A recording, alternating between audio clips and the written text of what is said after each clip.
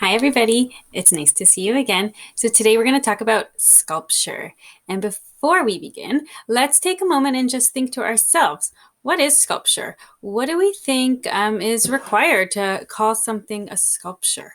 Does it have to do with materials? Does it have to do with size? Does it have to be with where it is? So, let's just take a moment to think. If you want to write it down, you can write it down. You can think in your head. Okay, so I hope that you had some time to think at home about what a sculpture is. A sculpture can be all sorts of things, but here, you can meet Yankel here. He can help us figure out what a sculpture is. He can even rock and look like he's davening. So one of the things that makes Yankel a sculpture is that I can look at him from many different sides, right? Not just the front, but I can look at him from the back. I can look at him from the sides. I can look at him from the top. So he is 3D, and I can look at him from many sides. What else makes Yankel here a sculpture? So the material, he's made out of he's covered in metal, but that's not necessarily, sculptures can be made out of metal. They can be made out of other materials as well. Now, the other thing is that he doesn't really have a purpose. I'm not going to use him to eat with. I'm not going to use him to cut with.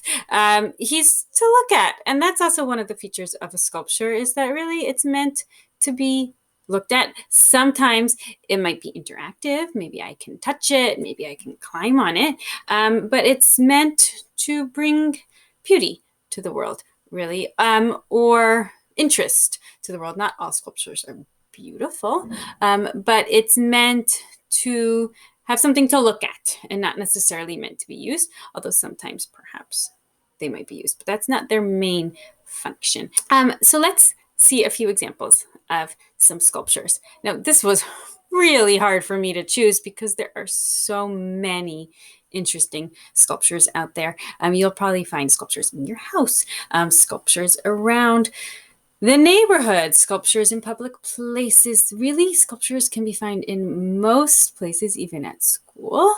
If we looked closely, if we were there, we could probably find some things that we could consider sculptures, that we can see them from multiple sides, and that their main point is to be looked at.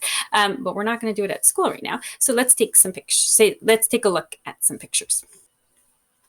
Okay, so these are two examples of very different sculptures, but both, as you see, you can look at from multiple sides, and they're meant to be looked at. These two happen to be in museums, and this one on the left is from many, many, many years ago, about 2,000 years ago or more. We don't know the exact date that it was made, and it's from ancient Rome. And it's made out of stone.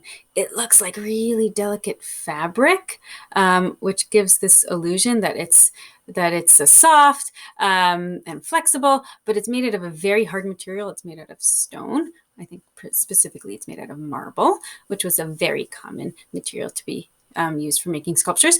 And it was carved, it was chiseled away with sharp tools. And this one by Alberto Giacometti was much later. It was in 1938. So perhaps even your great grandparents possibly would have probably been alive then. So Alberto Giacometti is one of the most famous sculptors from the last century. And you see he became very well known for his very thin sculptures of the human figure. It was an exaggeration of what humans look like. They don't really look that skinny, we hope. Let's take a look at a few more.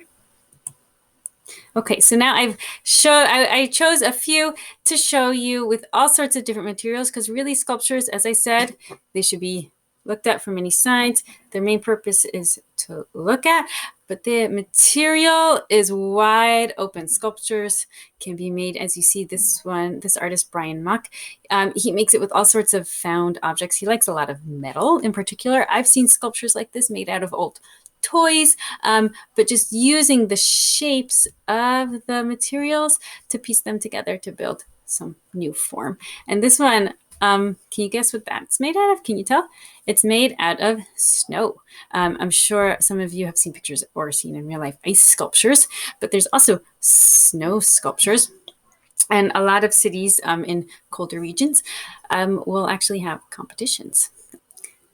So here's some example. I liked this one. Similar to the snow, this one is also a temporary. These things do not last forever. These sculptures are made out of sand. I'm sure many of you have heard of sandcastles or made some yourself, tried with little buckets or something.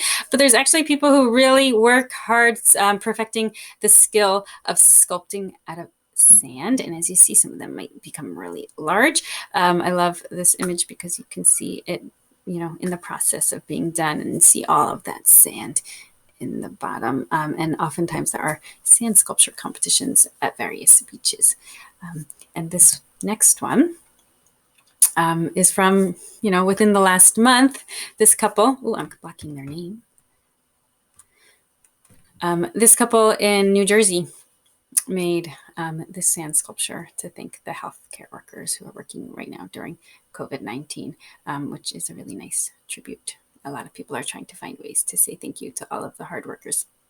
And so they used their art to say thank you. So here we go. Here's a giant sculpture made out of wood by Thomas Dambo in Copenhagen, Denmark. And he actually has a whole treasure hunt. He made all of these sculptures just out of recycled wood, things from construction projects or whatever else he finds, scraps of wood, and he makes these giant wooden sculptures.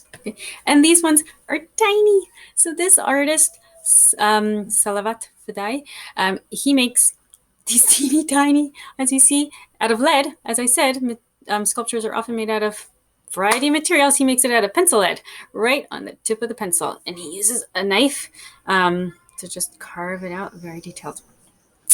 Pretty impressive. And the last one I want to show you today, Toronto.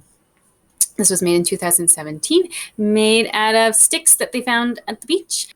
So that's my tour of a few sculptures using all sorts of materials. And now I want to show you something that you can do at home.